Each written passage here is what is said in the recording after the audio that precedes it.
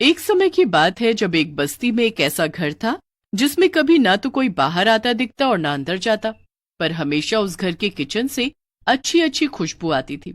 उसी घर के सामने एक परिवार रहता था जिसमें 4 बच्चे और उनकी दीदी रहते थे। वो लोग बड़े ही गरीब थे।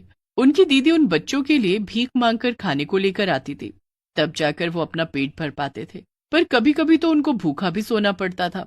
एक दिन ऐसा ही हुआ जब उन बच्चों की दीदी रात तक घर नहीं लौटी और बच्चे भूख से बिलख रहे थे। अभी तक दीदी नहीं आई। आज तो हम सुबह से भूखे हैं। हाँ भाई, और ऊपर से ये सामने वाले किचन से इतनी अच्छी खुशबू भी आ रही है। वो तो हमेशा ही आती है, पर खुशबू से थोड़ी हमारा पेट भरेगा। हाँ सही बात है, अब तो दीदी के आने का इंतजार करो बस। एक काम करता हूँ, सामने जाकर एक बार आज जाकर देख ही आता हूँ कि आखिर इस घर में कौन है जो कभी दिखता तो है नहीं, पर खुशबू इतनी अच्छी आती रहती है। आखिर वहाँ कौन बनाता है इस सामने वाली किचन में। चल पागल है क्या, चुपचाप यहीं रह। क्या पता कोई खड़ूस औरत रहती हो और तुमको भगा दे। भगा दिया तो भगा दिया, क्या फर्क पड़ता है। पर एक बार कोशिश तो करने दो। सोचो, अगर उन्होंने कुछ खाने को दे दिया तो। दीदी तो हमेशा वही रोटी सब्जी देती है। क्या पता आज कुछ बढ़िया सा खाने को मिल जाए। पप्पू हिम्मत करके सामने किचन की खिड़की के बाहर जाकर खड़ा हो जाता है। किचन से खटर पटर की खूब तेज तेज आवाज आ रही होती है। पप्पू अंदर झांक कर देखता है पर उसे कोई दिखाई ही नहीं देता। फिर से बर्तनों की आवाज आती है। पप्पू को समझ नहीं आता, इसलिए वो जोर से आवाज देता है। पप्पू की आवाज लगाते ही किचन से आवाज आनी एकदम बंद हो जाती है, पर फिर भी खिड़की से कोई नहीं झांकता। अब पप्पू ठान ही लेता है कि वो आज अंकल से बात करके ही जाएगा, और इसलिए वो घर में चुपचाप घुस जाता है। जब पप्पू घर के अंदर का नजारा देखता है तो उसके होश उड़ जाते हैं। वहां तो ऐसा लग रहा था जैसे मानो सालों से वहां कोई आया भी ना हो। अरे, ये घर कितना अजीब है। यहाँ कोई रहता भी है। घर की हालत देखकर तो लग रहा है जैसे सालों से घर बंद पड़ा हो। खैर, मुझे क्या, मुझे तो किचन में जाना है। पप्पू इधर उधर ढूंढता हुआ किचन में पहुंच जाता है। किचन में एक आदमी पीठ करके खड़ा हुआ होता है जो गैस पर कुछ पका रहा होता है। Uncle, uncle. पप्पू की आवाज सुनकर वो आदमी जैसे ही पलटता है, पप्पू वहीं जमीन पर गिर जाता है और जोर जोर से रोने लगता है। भूत, भूत, बचाओ, माँ बचाओ। क्या हुआ बच्चे? तुम मुझसे डर क्यों रहे हो? क्योंकि आप एक भूत हो। भूत से नहीं डरूंगा तो किससे डरूंगा। हम्म, पर मैंने तो तुमको डराया ही नहीं। नहीं नहीं, आपने मुझे अभी डराया है। प्लीज मुझे जाने दो। पर मैंने तो तुमको रोका भी नहीं है। तुम मुझसे डरो मत। मैं तुमको कोई नुकसान नहीं पहुंचाऊंगा। नुकसान नहीं पहुंचाओगे? ऐसा कैसे हो सकता है? भूत तो इंसान को मार देते हैं और उनको खा भी जाते हैं। हाँ, पर वो बुरे भूत होते हैं। मैं बुरा भूत नहीं हूँ, और मैं तुमको क्यों खाऊंगा? देखो, मेरे किचन में देखो कि वहाँ कितना कुछ है खाने को। तो मैं तुमको या किसी को भी क्यों खाऊंगा? क्या? सच में? भूत उस बच्चे को अपने किचन के अंदर लेकर जाता है और वहां पूरे किचन में तरह तरह के पकवान और मिठाई देखकर पप्पू की आंखें चमक उठती हैं। वाह, यहाँ तो बहुत कुछ है। मेरे तो मुंह में पानी आ रहा है। तो फिर खा लो जो भी तुमको खाना हो। क्या? सच में? मैं ये सब खा सकता हूँ? हाँ, बिल्कुल खा सकते हो। पप्पू को पहले ही बड़ी तेज भूख लग रही होती है, इसलिए वो खाने पर टूट पड़ता है।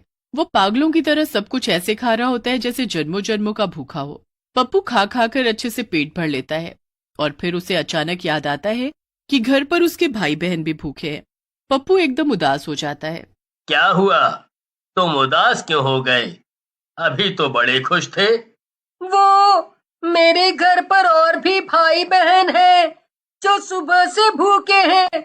मैंने तो सब खा लिया, पर तो एक काम करो, तुम ये सब उनके लिए भी खाने के लिए ले जाओ, पर मेरी एक शर्त है।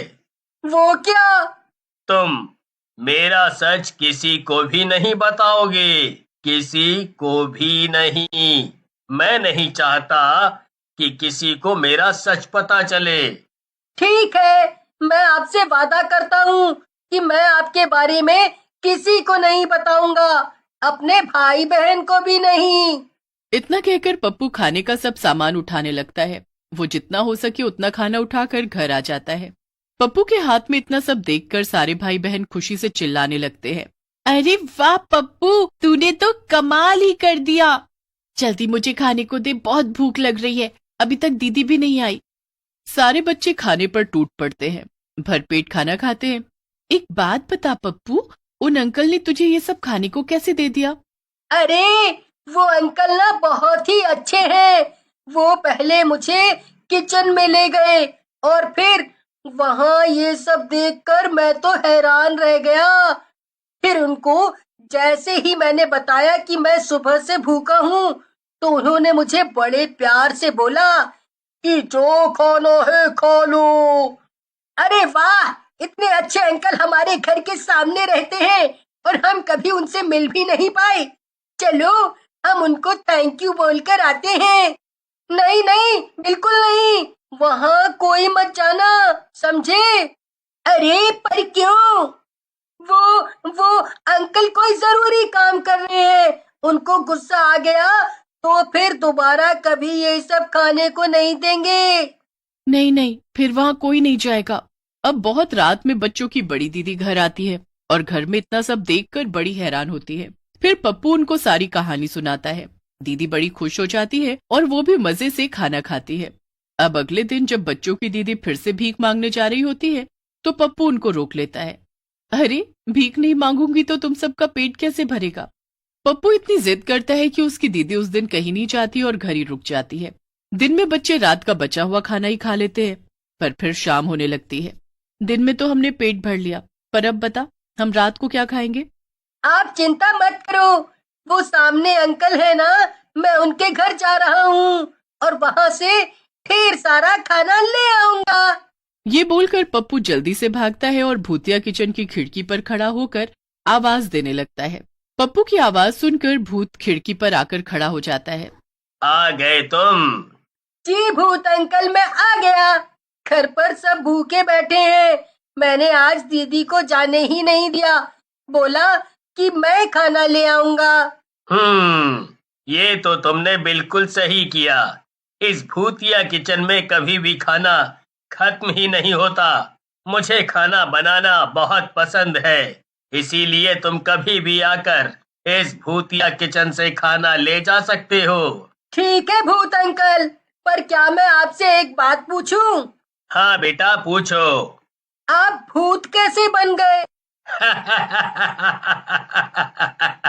अरे बस ये भी एक कहानी है। मैं मरने से पहले एक बहुत बड़े होटल में शेफ हुआ करता था, पर एक दिन होटल में आग लग गई और मैं मर गया।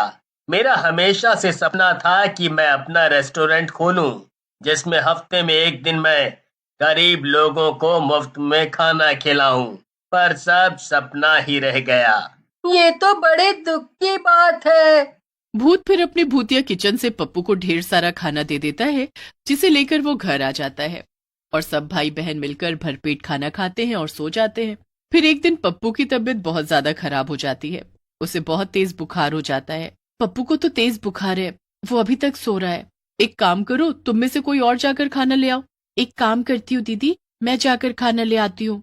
ठीक है, तुम चली जाओ और राजू को साथ ले जाओ। पिंकी और राजू सामने वाले घर में घुस जाते हैं और घर की हालत देख उनकी आंखें भी फटी की फटी रह जाती हैं। ये कैसा डरावना घर है, चलो यहाँ से। दोनों भाई बहन वापस घर आने ही लगते हैं कि तभी उन्हें पीछे से भूत की आवाज आती है। राजू और पिंकी जैसे ही पीछे मुड़ते हैं वैसे ही वो चीखना शुरू कर देते हैं। भूत भूत भूत, भागो यहाँ से जल्दी। भूत फिर उन दोनों को पूरी कहानी बताता है। भूत को पप्पू के बारे में सुनकर बड़ा दुख लगता है। वो उन बच्चों की मदद करने की सोचता है और फिर सब बच्चों को उसी घर में बुलाता है। पहले सब बच्चे डरते हैं, पर उन्हें समझ आ जाता है कि वो भूत उनकी मदद करना चाहता है। भूत उन बच्चों की दीदी को सारी डिश बनाना सिखा देता है जो बड़े बड़े होटल में बनती है। वो लड़की रोज भूत से उस भूतिया किचन में सब बनाना सीख जाती है और फिर वो भूत उसका रेस्टोरेंट खोलने में भी मदद करता है जिसका नाम वो भूतिया किचन रख।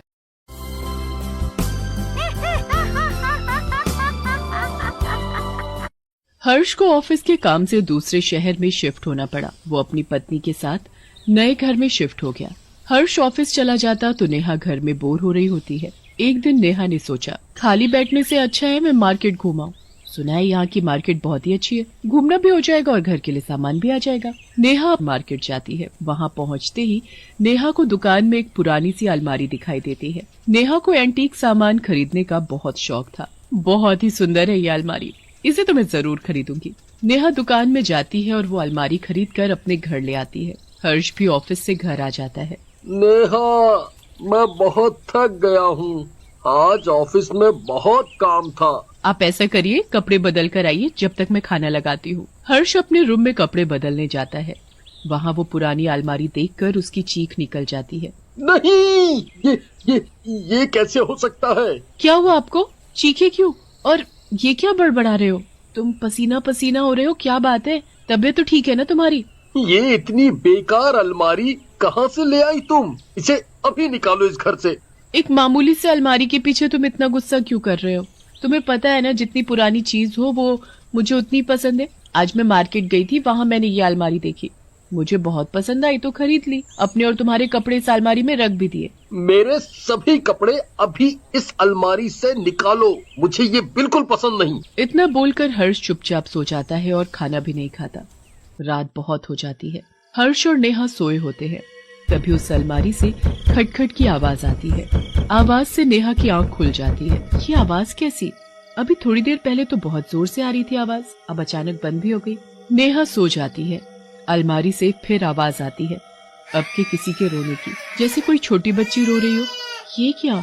ये आवाज तो इस अलमारी से आ रही है, पर इसमें बच्चा कहाँ से आया? खोलकर देखो। नेहा अलमारी खोलती है पर वहाँ कपड़ों के अलावा कोई नहीं होता। सुबह हो जाती है। हर्ष, कहाँ रह गए? जल्दी आओ ना, देखो मैंने तुम्हारे लिए आज क्या बनाया है। सच में खुशबू बहुत अच्छी है। कल तुम नाराज हो गए थे ना, ये सब उसके लिए। अब तुम मुझसे नाराज नहीं हो ना? नाराज नहीं हूँ, पर नेहा वो अलमारी वाकई मुझे बिल्कुल पसंद नहीं। तभी फोन की घंटी बजती है और नेहा फोन सुनने चली जाती है। हर्ष टेबल पर बैठकर नाश्ता कर ही रहा होता है कि उल्टे पैर से चलते हुए हर्ष के सामने एक चुड़ैल बच्ची खड़ी हो जाती है। उसे देखकर हर्ष बहुत डर जाता है। मुझे मत मारो, मुझे माफ कर दो। चुड़ैल चुपचाप सारी खीर खा जाती है।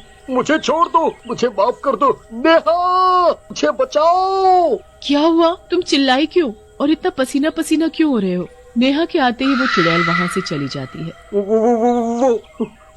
वो अलमारी, वो चुड़ैल। क्या बड़बड़ा रहे हो? कहाँ है चुड़ैल? देखो, मुझे डराने की कोशिश मत करो, मैं तुम्हारी बातों में नहीं आने वाली। तुम सोच रहे हो कि तुम मुझे डराओगे तो मैं डर से अपनी अलमारी फेंक दूंगी, ऐसा मैं नहीं करने वाली। नेहा हर्ष की बिल्कुल नहीं सुनती।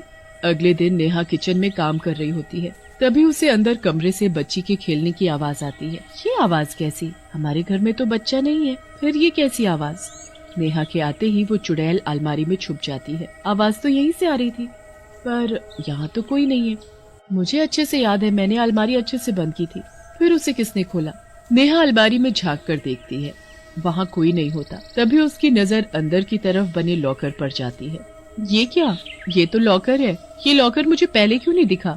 खोलकर देखती हूँ इसे। नेहा से वो लॉकर नहीं खुलता, इसलिए वो उसी दुकान पर जाती है जहाँ से उसने अलमारी खरीदी थी। भैया, कुछ दिन पहले जो अलमारी मैंने आपसे खरीदी थी उसका लॉकर नहीं खुल रहा। पर बहन जी, उस अलमारी में तो कोई लॉकर नहीं है। मैं क्या झूठ बोल रही हूँ? मैंने खुद देखा है उस लॉकर को। महीनों से वो अलमारी यहाँ खड़ी है, हमें तो कभी कोई लॉकर नहीं दिखा उसमें। अगर ये सच बोल रही है तो हो सकता है उसमें कोई खजाना छुपा हो।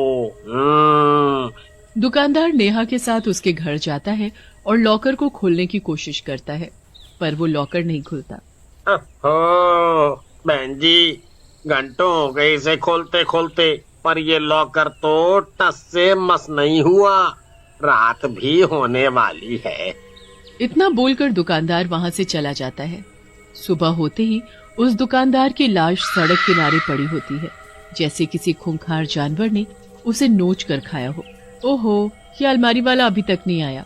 क्या हुआ, क्यों बड़बड़ा रही हो? देखो ना, मैंने अलमारी का लॉकर खोलने के लिए उसी दुकानदार को बुलाया था जिससे मैंने ये अलमारी खरीदी थी, पर वो लॉकर जब वो नहीं खुल रहा तो उसे क्यों जबरदस्ती खोल रही हो? वो नहीं खुलेगा तुमसे। तुम्हें कैसे पता नहीं खुलेगा? तुमने लॉकर तो क्या अलमारी के अंदर झांक कर भी कभी नहीं देखा, फिर तुम कैसे कह सकते हो? वो ऐसे ही। अच्छा सुनो, आज तुम्हारी ऑफिस की छुट्टी है ना? मैं जरा अपनी सहेलियों से मिलाऊं, बहुत दिन हो गए उनसे मिले बिना। मैं अकेला यहाँ नहीं रुकूंगा। हाँ, आज तुम मुझे बता ही दो कि आखिर बात क्या है। जब से मैं ये अलमारी लाई हुई हूँ तुम डरे डरे से रहते हो। कुछ नहीं, तुम जाओ। नेहा वहाँ से चली जाती है। उसके जाते ही हर्ष की नजर सिर्फ अलमारी पर थी। वो सोफे पर बैठा था और बैठे बैठे ही उसकी आंख लग जाती है। तभी अलमारी से एक चुड़ैल बच्ची निकल कर आती है, बाल बिखरे हुए, आंखें लाल। वो चुड़ैल हर्ष पर जाकर बैठ जाती है। मैं तुझे मार दूंगी। छोड़ दो मुझसे गलती हो गई, मुझे माफ कर दो। अब माफी मांगने से कोई फायदा नहीं, मैं बदला लेने आई हूँ। तुम्हें लिए बिना मैं यहाँ से जाने वाली नहीं। कोई है, कोई मुझे बचाओ। तुम्हें बचाने यहाँ कोई नहीं आएगा। तभी चुड़ैल हर्ष को अलमारी के पास ले जाती है और अलमारी में फेंक कर उसे बंद कर देती है। हर्ष चीखने लगता है। चुड़ैल बाहर खड़ी खड़ी जोर जोर से हंस रही होती है। मेरा बदला पूरा हुआ, मेरा बदला पूरा हुआ। मुझे बचाओ, प्लीज मुझे बचाओ, मेरा दम घुट रहा है, मुझे यहाँ से बाहर निकालो। हर्ष अलमारी में बंद हो चुका था। कुछ घंटों बाद नेहा घर लौटती है। हर्ष, हर्ष, कहाँ हो तुम? ये हर्ष कहीं दिखाई क्यों नहीं दे रहे? बिना बताए आखिर कहाँ जा सकते हैं? हो सकता है बाहर गए हो किसी काम से। तभी नेहा अलमारी से अपने कपड़े निकालती है तो अलमारी नहीं खुलती। ये अलमारी को क्या हुआ? खुल क्यों नहीं रही? अभी तक तो ये बिल्कुल ठीक थी। अचानक इसे क्या हो गया? फिर से जोर लगाकर खोलती हूँ। अलमारी खुल जाती है। अलमारी के खुलते ही हर्ष उसमें से नीचे आकर गिर जाता है। हर्ष, हर्ष, तुम्हें क्या हुआ? तुम अलमारी में क्या कर रहे थे? ये तो कुछ बोल ही नहीं रहे, शायद बेहोश हो गए। मैं डॉक्टर को बुलाती हूँ। दम घुटने की वजह से बेहोश है और कुछ नहीं। अगर थोड़ी देर और हो जाती तो तुम्हारे पति की जान बचाना मुश्किल था। खैर, होश आते ही ये दवाइयाँ इन्हें खिला देना। अब मैं चलता हूँ। आपका बहुत बहुत शुक्रिया डॉक्टर।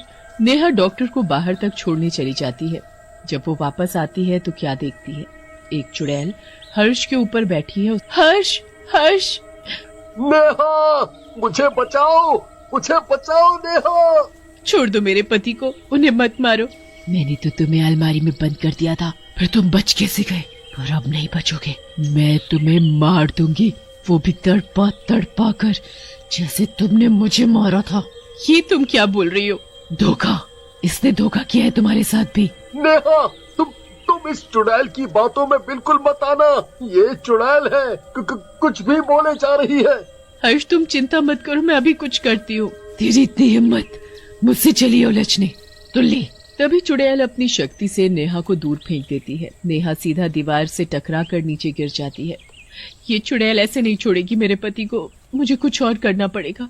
हाँ, मैं जल्दी से उस तांत्रिक बाबा को ले आती हूँ जो उस सड़क किनारे बनी झोपड़ी में रहते हैं। जल्दी से जाकर नेहा तांत्रिक बाबा को अपने साथ ले आती है। ऐ चुड़ैल, इसे छोड़ दे, नहीं तो अच्छा नहीं होगा तेरे साथ।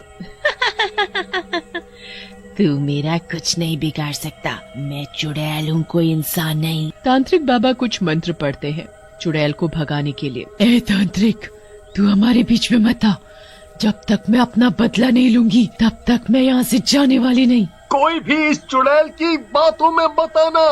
तुम बार बार एक ही बात क्यों बोल रही हो कि बदला लेना है? वो अलमारी देख रही हो, उसका लॉकर खोलो, सब पता चल जाएगा। पर वो लॉकर तो खुल ही नहीं रहा। अब खुलेगा, जाकर खोलो। जैसे ही नेहा लॉकर को हाथ लगाती है, लॉकर अपने आप खुल जाता है। पर अंदर का नजारा देख नेहा चौंक जाती है और वहाँ से पीछे हट जाती है, क्योंकि उसमें एक फटी पुरानी गुड़िया और किसी इंसान की हड्डियां पड़ी थी। ये मेरी ही हड्डियां हैं और ये कोई और नहीं मेरे पापा हैं। मुझे इसने मारकर और मेरे टुकड़े टुकड़े करके इस लॉकर में छुपा दिया। मुझे धोखे में रखा कर क्यों? हर्ष, तुमने ये अच्छा नहीं किया। तुमने खून किया है अपनी बेटी का। मैं अभी पुलिस को बुलाती हूँ। नेहा पुलिस को फोन करने जाती है। तभी चुड़ैल उस अलमारी को गिरा देती है। अलमारी के नीचे आकर हर्ष तड़प तड़प कर मर जाता है।